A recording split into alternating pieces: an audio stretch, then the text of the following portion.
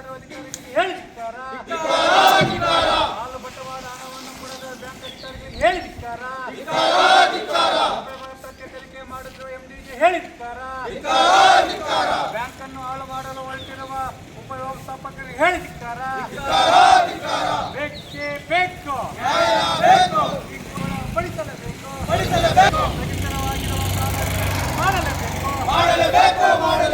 ಸ್ಥಗಿತವಾಗಿರುವ ಸಾಲ ವಿತರಣೆ ಮಾಡಲೇಬೇಕು. ರೈತರನ್ನು ಶೋಷಣೆ ಮಾಡುತ್ತಿರುವ ಬ್ಯಾಂಕ್ ವ್ಯವಸ್ಥಾಪಕರಿಗೆ ಹೇಳಿದಿಕ್ಕಾರ.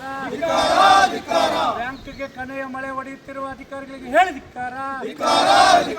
ಬೇಕೇ ಬೇಕು, ಬೇಕೇ ಬೇಕು. ಸರ್ಕಾರಂತೆ ಸರ್ಕಾರ, ಕಾನೂನಂತೆ ಕಾನೂನು. ಬ್ಯಾಂಕ್ ಅನ್ನು ಸಾಲ ವಸೂಲಿ ವಿಭಾಗ ನೀವೇನಾ? ಬ್ಯಾಂಕಲ್ಲಿ ಸಾಲ ವಿತರಣೆ ಮಾಡಿ ನೀವು ಯಾಕೆ ವಸೂಲಿ ಮಾಡಕ್ಕೆ ಹೋಗ್ತಾ ಇದ್ದೀರಿ? ನಿಮ್ಮ ಸಿಬ್ಬಂದಿ ಮೇಲವರು ಯಾಕೆ ಹೋಗ್ತಾ ಇದ್ದೀರಿ? ನಮ್ಮ ಹಾಲು ಅಮೌಂಟನ್ನು ಹಾಕಿದ್ರು ನೀವು ಯಾಕೆ 15 ದಿನ 20 ದಿನ ತೊಗೊತಾ ಇದ್ದೀರ?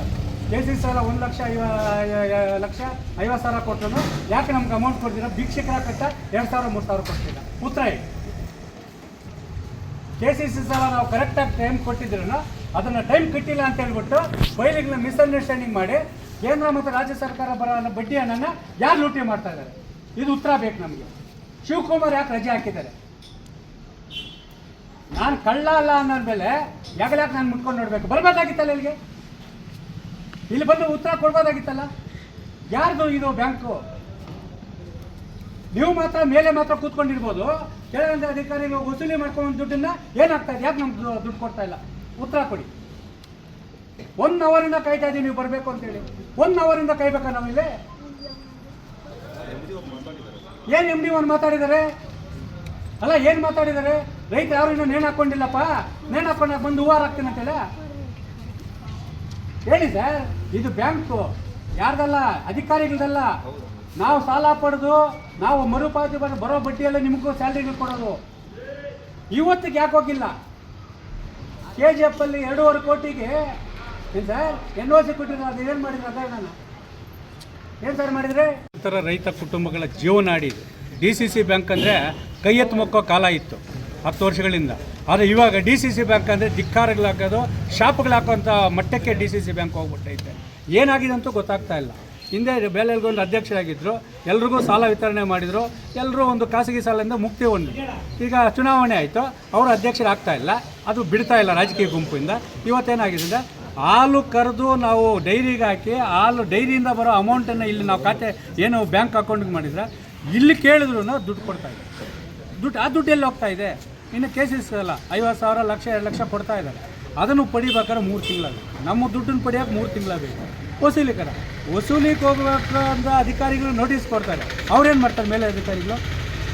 KCC ಸಾಲ 364 ದಿನ ನಾವು ಕಟ್ತೀವಿ, 365 ದಿನ ಕಟ್ಟಿಲ್ಲ ಅಂತ 1 ದಿನ ಎಕ್ಸ್ಟ್ರಾ ಮಾಡಿಬಿಟ್ಟು ರೈತರಿಗೆ ದಿಕ್ಕು ತರಿಸ್ಬಿಟ್ಟು ಕೇಂದ್ರ ಮತ್ತು ರಾಜ್ಯ ಸರ್ಕಾರದಿಂದ ಬರೋಂಥ ಬಡ್ಡಿ ದರವನ್ನು ಲೂಟಿ ಮಾಡ್ತಾರೆ. 500 ಕೋಟಿ ವಸೂಲು ಆಗ್ತದೆ, 9 ಕೋಟಿ ಲೂಟಿ ಮಾಡ್ತಾರೆ. ಇಲ್ಲ 1% 4,000 ಕೋಟಿ ಇರ್ತದೆ. ಯಾರಪ್ಪನ ಒಂದು ಕಟ್ಟು?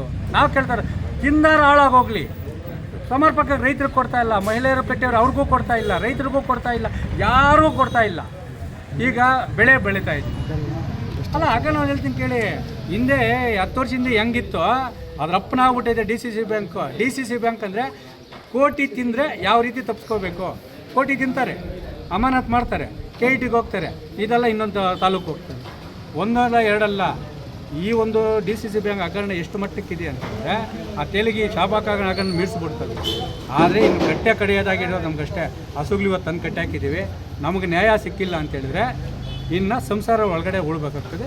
ಇಲ್ಲ ಬೀಗ ಹಾಕ್ಬಿಡಿ, ಇಲ್ಲ ಅಧಿಕಾರಿಗಳನ್ನ ಅಮಾನತ್ ಮಾಡಿಬಿಟ್ಟು ಅವ್ರ ಆಸ್ತಿ ಹರಾಜಾಗ್ಬಿಟ್ಟು ನಮ್ಮ ಬ್ಯಾಂಕ್ ಉಳಿಸ್ಕೊಡ್ಲಿ ಅಂತೇಳಿ ನಮ್ಮ ಹೋರಾಟ.